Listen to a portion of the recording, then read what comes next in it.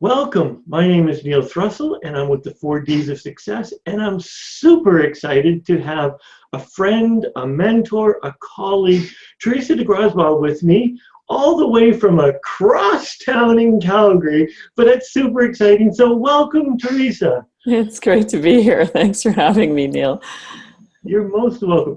So we're talking about success, and I'm going to put a little backstory. So Teresa went from a hardworking, dedicated biologist to somewhere in there, went to a 4 times international best-selling speaker, to now one of a leader of what I think is one of the best networking groups out there called the Evolutionary Business Council. So how did you go? Could you just give us a backstory of how you went from biologist, author, to EBC leader? Yeah, it was just this perfect, linear, beautiful path, right? Yeah. Right. Not. The reality is life sometimes has plans for you that you have no idea what the universe has in store, right? And I think sometimes when you just lean into what you're good at and lean into what you're passionate about, it's like the universe has all these amazing plans for you that you couldn't have even dreamed for yourself. Yes. 20 years ago, I couldn't have even fathomed 1-time international #1 best-selling author, let alone 4-time. I couldn't have fathomed that I might lead an international organization. But really what life is about is finding those things that really light you up, your desire. I love how you talk about it in the 4Ds, and, pull them toward you. Don't just wait for life to happen to you. Aggressively go after what lights you up and where you think you're a high contribution in the world. And really, anyone who's ever successful has a story that involves those as key components. Thank you. And I suspect to go from A to B, it was like pure sailing. It was just, you never had nights going, why am I doing this? What is occurring? What kept you going? What kept you moving towards your end goals, whatever it was at the time? Yeah, it's, I'm thinking, geez, last night I was going, because the realm of leadership is not one that's stress-free. It's not one that's perfect. Leadership is messy. That's the reality. Leadership is messy because the realm of leaders is that you're creating a vision and enrolling other people to help you figure out how to create that vision. And so there is a lot of make it up as you go along, or as entrepreneurs like to say, build the plane as you fly it, right? Mm-hmm. And so, if I looked at my life 16, 17 years ago, I was a single mom in a great job working for the oil and gas sector, beautiful 6-figure income, and my life fell apart. I had a year, I now affectionately call it my really bad year. I smile about it now, right? Because I now know it was one of the best things that ever happened to me. But in the first 6 months of that year, my father had passed away, my marriage had ended, my business at the time had failed, and my health was in an utter tailspin. And the only thing that was really clear to me was how incredibly unhappy I was. Yes. I can actually remember a moment where I was sitting in the bathroom floor of my post-marriage breakup condo. And, I was surrounded by tools because this condo was going to be my latest project. I've always been a renovator, and there's literally tears streaming down my eyes because the only thing I know for certain in that moment is that it's me that needs renovating, right? Yes. That inner place in my soul. The reason I became a biologist in the first place was I wanted to be a contribution to the world. I wanted to make the world a better place. And I had been pursuing this career that was, I might just say a touch soul killing, highly successfully, but a touch soul killing, right? Yes. And the really beautiful thing about that moment, sitting on that bathroom floor, was it was the moment that I decided it's me that needs renovating. And I decided to make me my next project. And I think when we create that commitment and when we create that determination in ourselves that, wait a second, I got to build a better me if I ever want to build a better world, It's those moments of clarity when you realize my project isn't out there, my project is in here, because when I get who I am in here, everything out there gets a whole lot easier and does fall into place. Sweet. There were so many pearls of wisdom in there. Thank you. So if I can paraphrase, so what you had, you recognized you were the project, which was the desire to fix it, and then you just went with Teresa de Grosbois' determination to make it happen. The renovator just says, well, I need to do this, this, this, and this. Yeah. Well, and it's true because, one thing a lot of people miss, living the life of your dreams takes action. Yes. It does take, I love the D's you talk about. It takes determination. It takes dedication. You've got to get in action around creating that life that you really, really want. But a big part of that is understanding what is it that you really do desire. Because I love how Aristotle spoke about it. If you look at the earliest writings of Aristotle, he's the one that first created the distinction between a hedonistic lifestyle and a eudanistic lifestyle. And eudainy isn't a word that we hear or use very often. No. But a eudanistic lifestyle, as Aristotle described it, was the joy and happiness that comes from being of deep service and connection with your community. And he contrasted that to hedonistic lifestyle, where he said, a hedonistic lifestyle, you're constantly having to refill the jug. It's almost like throwing sand in a sieve. You never fill up when you're living a hedonistic lifestyle. But when you're living a eudanistic lifestyle, there's a lasting joy and a lasting peace and a lasting sense of contribution that happens that actually creates a much more fulfilling life and a far happier and life that people would describe as the life of my dreams. There's a lot of people out there driving Lamborghinis and Porsches that aren't happy. And don't get me wrong, I love great cars, so this is not a diss on people who love great cars. But if you're not full in here, no amount of external gratification is ever going to have you feel happiness and joy. Actually, Teresa, you just gave away the 5th D. Oh, I jumped ahead. Oh no. That's okay. Which is the inner dojo. The dojo, the 5th D is the dojo. And Teresa said it so well that no matter how you look at it, if you're not happy inside, doesn't matter how many toys that you have outside, you're never going to be happy. Mm-hmm. So thank you. Well, and I love that you often talk about the 5th or the secret D that we don't know about, because it's very tied into influence. And don't get me wrong, there is a level of influence that comes with money. You can buy influence, but the minute you buy influence, it evaporates as soon as the money's gone, right? And when we look at true influence, lasting influence, mass influence, the kind of influence people like Dr. Martin Luther King Jr. had or Gandhi had, where they could speak and the world moved, right? And that kind of influence really starts with all of the D's, right? You got to get what it is that you're creating in the world. I like to call that, in the world of creating wildfire word of mouth epidemics, you got to have a big spark that lights the fire, right? So you got to be clear what you stand for. And then you also got to have a really clear sense of who it is you're serving. It's got to be really clear. You got to go after it doggedly, but you also have to be the kind of person that's done their own work. You've got to be authentic, is what I would say. Yes. And there's a lot of different definitions of authenticity out there. I've got a really simple one, which is your inside voice is saying the same thing as your outside voice, right? It's beautiful because it's absolutely true.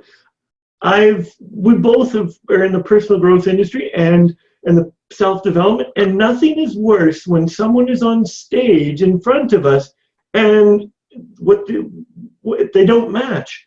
And what they're telling you is that they're a loving, caring person, but when you see them in private, the integrity is not there. Yeah. And often that's just a simple case of their inner dialogue is getting in the way. Yes. Right? And they might genuinely be a really good person who really wants to help the world, But, you know, the reality is research is showing we all create inner dialogue. You know, Randy Gage calls it mind viruses. You know, people call it negative self-talk. There's all kinds of terms for it in the literature. But, you know, most of the research is showing that the average person creates their most significant inner dialogue when they're first learning language. So all those first failures of your life, you create things to make them make sense. And then those things start driving the show. Yes. Right? I can actually remember the day I created one of my most significant inner dialogues, right? And you know, what you wouldn't know about me if I didn't tell you, I'm not just Canadian, I'm from northern Canada. I'm, you know, literally from what we might affectionately call the backwoods, right? Yes. We used to spend our summers in a remote boat access cabin. You know, I literally watched mosquitoes hatch as a child, you know, but being the youngest of 9 kids, my siblings became critically important to me because we were the only people around in this isolated environment. And I remember one day we just come back from the cabin and we were all standing around the kitchen of our 100-year-old house and everybody's just crammed in there. All my cousins are visiting. And the room is just buzzing with excitement because my grandmother's taking everyone to the movies. Which is a big frickin' deal, you know, because my mom never lets us go to the movies. She's concerned about Hollywood morals. But my older brother's finally convinced her that Walt Disney's not the worst guy on the planet. And she's letting us go see The Love Bug, right? Oh, I know. And 3-year-old me is just shaking with anticipation. And I look across the room just in time to hear Mom say, Teresa can't go, she's too little. And in that moment of utter devastation, I made up the belief that I'm too small to play with the big kids. Yes. And that inner dialogue stuck. And so, like most human beings on this planet who have inner dialogue, which is pretty much all of us except sociopaths. Sociopaths have inner dialogue. They just have a different kind of inner dialogue going on. Yes.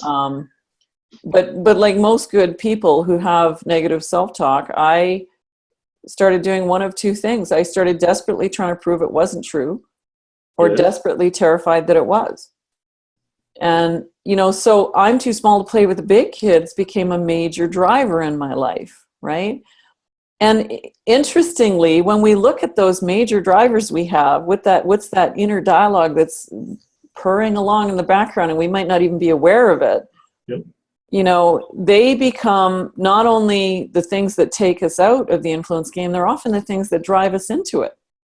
You know, go figure that I should become an international expert on influence and a, you know, #1 bestseller in 7 countries now with the book Mass Influence, because importance became an important conversation to me at the age of 3.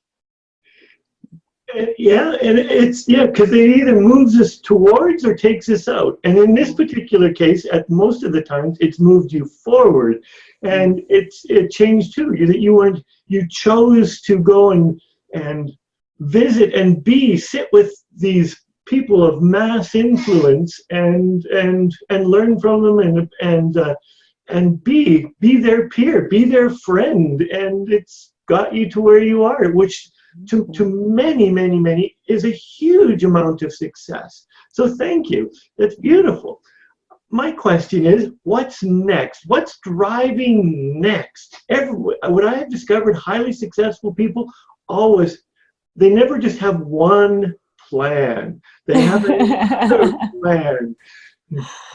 I love that question. You know, it's kind of ironic because one of the things I teach in business is I teach business owners, don't mistake the building for the business. Like, don't mistake your physical location for the business, because you can build any business without a physical location, right? And in fact, it's easier to build a business without a physical location.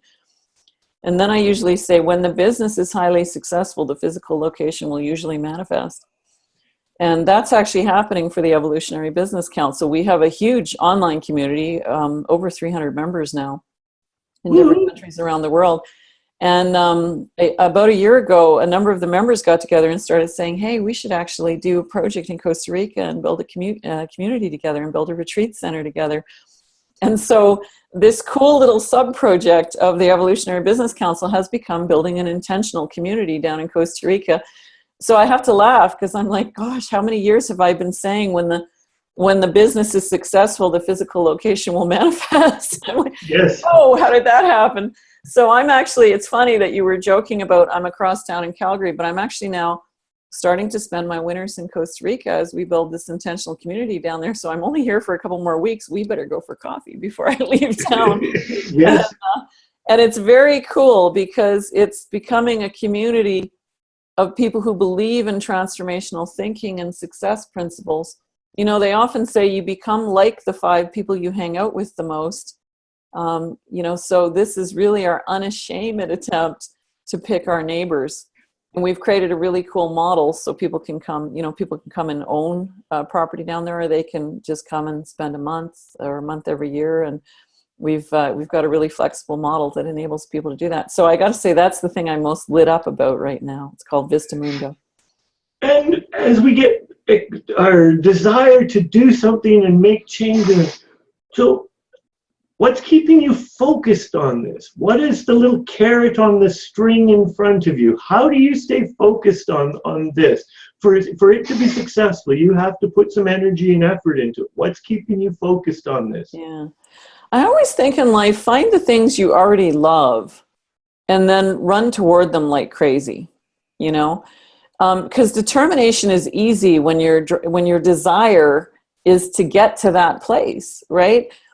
And it's funny because I hadn't really thought about it, but I've been saying, boy, wouldn't it be nice to have a community where, you know, a bunch of friends could all live together. I've been saying that kind of thing since I was 5. You know, it was a little more rudimentary when I was 5, but that dream has been in my heart ever since I was a kid. And go figure that all of a sudden I get into my 50s and now I'm ready and I'm capable of creating that. And all of a sudden shows up this group of people that want to create it with me. Isn't that neat, right? And so I think the easiest way to find determination and dedication in your life is to make sure whatever it is you're pursuing is something that your heart really, really wants. Sweet. And that's fundamental is when your why is another way to say desire. When your why is big enough, it propels us forward. And most people get caught up in the how as opposed to spending time in the how. And I use the analogy of you drive by an accident, most people will stop. You don't know first aid, but they may not know first aid, but you know how to dial 911. You know enough. Your instincts kick in to help in the situation without going, well, how do I do this, and how do I do that, and how do I do this? So when you desire, and your languaging is telling me that when you fully believe in your project, you're all in. It's very true. I love the Janet Atwood quote that she talks about: the bigger the why, the easier the how. Yes. And it's so true. My version of that is big spark catches easy. Yes. So find something that really lights you up. That's good. So in order to keep Teresa well balanced and working, what are some of the things that you do to keep you on an even keel, to keep you in a balanced life? What are some of the things that you do? Well, or maybe you don't do any at all. I have a ton of practices, actually. I love how you talk about it, the inner dojo, because I think there is a discipline that we all need to have every day. For me, I have a daily practice of yoga, even if it's just 5 to 10 minutes of yoga a day. Of course, I do longer stretches at least 2 or 3 times a week, but at least 5 minutes a day if I'm not making it to a class. I believe the power of meditation is so underrated on this planet. We now have billionaires like Ray Dalio talking about if you want to be highly successful. If you don't know who Ray Dalio is, Google him. He owns one of the largest investment firms in the world. But he talks about the power of meditation. And if you want to be successful, you got to be someone who learns to use your whole brain. And not only that, but to connect your brain with your heart, right? Yes. You can't think your way through a lot of problems, a certain amount of challenges life. You also need to feel your way forward. And so for me, the daily practices of yoga and meditation are critical. it's also, for me, really important to invest in your own self-growth. I just got off a 5-day Vision Quest medicine walk, right, with down in Colorado with Barbara Whitman's company. Of course, I've come to trainings with the Shin Institute. For me, a lot of those trainings are almost like the fuel in your tank. You need to keep going back and peeling the onion to getting at the layers of your own self-doubt, your own negative self-talk, what's stopping you, so that you can move forward powerfully with determination and dedication. Sweet. So my question is, what does success look like for you? What would you use as a definition of success? Wow, I love that question. For me, success is a beautifully balanced life of imbalance.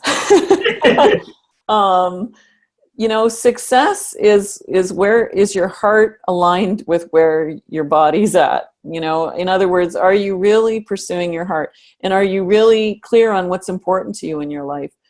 Most people find that success involves different elements in life: your relationship with your family, your community, your spiritual connection to the universe, or whatever, however you would frame that, your belief in God, and keeping your honoring of your own health and well-being in check. And when those things, those foundational elements are all there, then you can pursue success in business, and it becomes true success. I like to think of business success as ephemeral and fleeting, and it's not true success if all those other foundational elements aren't there, because you'll end up being deeply unhappy. Sweet. All of a sudden my computer is just throwing things up, and I'm like, oh, it's like the joys of technology. Yeah. So, okay. So, for success, who would you say would be one of your mentors? I believe in the power of mentorship.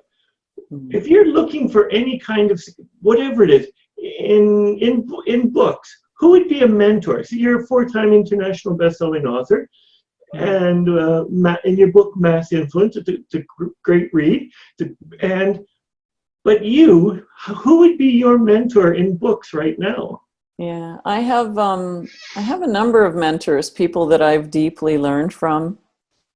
From an influence perspective, I would say Dr. Shonda Perrin has been one of my closest mentors. She runs Project Forgive. Beautiful, beautiful woman, beautiful teaching. From a health perspective, I love the teachings of Dr. Partha Nandi. He's got a new book out, actually, about being your own health hero. From staying spiritually connected, I have many people whose teachings I follow. I love the work of Jennifer Hoff. I love the work of Satyen Raja. I follow your work. I love the readings Chris Cade puts out every day. I often do coaching sessions with various people around the spiritual realm. I think the work of Valerie Shepherd and her whole initiative around Happy to Be Me is huge. She often coaches me. So I think in that realm, you can never have too many mentors. You've got to find your way in terms of what really resonates with you. And certainly in the business realm, I've been very blessed to have some very cool mentors in the business realm. I think one of the most profound in the business realm has been Colin Sprague, who runs Make Your Mark, who's really helped me propel my business forward. And I love the work of Bob Berg. So I don't know if that's a big enough laundry list for you, but all of those people have had massive impact on my life and my business. And I pose this question because it doesn't matter where, to many, Teresa's highly successful. But what the point was, is even highly successful Teresa still is looking for a mentor, for people how to grow. And if you're watching this video, it doesn't matter where you are. Find people more successful than you. Define your own definition of success, and find people that resonate with the definition, and go and learn from them. So thank you. Like Teresa just rattled off all, like, I love all of those people. And it's fun that Bob Berg is the go-giver, and it's like funny how your influence style and Bob Berg's. It's like you would list Bob Berg. Well, I don't think it's funny. I think it's just. Oh, I would say The Go-Giver is my favorite business book, bar none. Yeah. If you haven't read The Go-Giver, go pick up a copy of The Go-Giver. I think it's the most brilliant book on how to get ahead in industry. Yeah. One of my friends, he makes a habit, that's what he gives gifts to people, that particular book. Beautiful. Yeah. So, any last on success, if you were to encourage someone to take their game to the next level, what would you like to leave these people, leave our viewers with? I would have to say that one of the biggest skills that people can grow is their skill around influence. And one of the core principles of influence is that givers gain. You've got to learn to give influence to get influence. And the interesting thing about influence is that the more you give it out, the more you get. It's like an investment that doubles the minute you spend it. Wow, why isn't everyone out there spending it like crazy, right? So get in the habit of endorsing people who deserve it. Get in the habit of connecting people who can really help each other. Get in the habit of shouting people out, because it makes a massive difference to them, and it helps you build relationship. And guess what? Relationship builds influence. So I would say if you have one skill that you could develop that would really serve you in life, develop your skills around influence. So I want to say thank you for taking the time for being part of the 4 Ds of Success Summit, Teresa. Thank you. I know that you're crazy busy, so this is just a moment to fit in there, because she's off in the next day or two to go to San Diego for a workshop that the EDC is putting on, and then it's a whirlwind tour. So thank you. Yeah, you're very welcome. It was just my joy to be here, Neil, and thank you for the work you're doing. Thank you.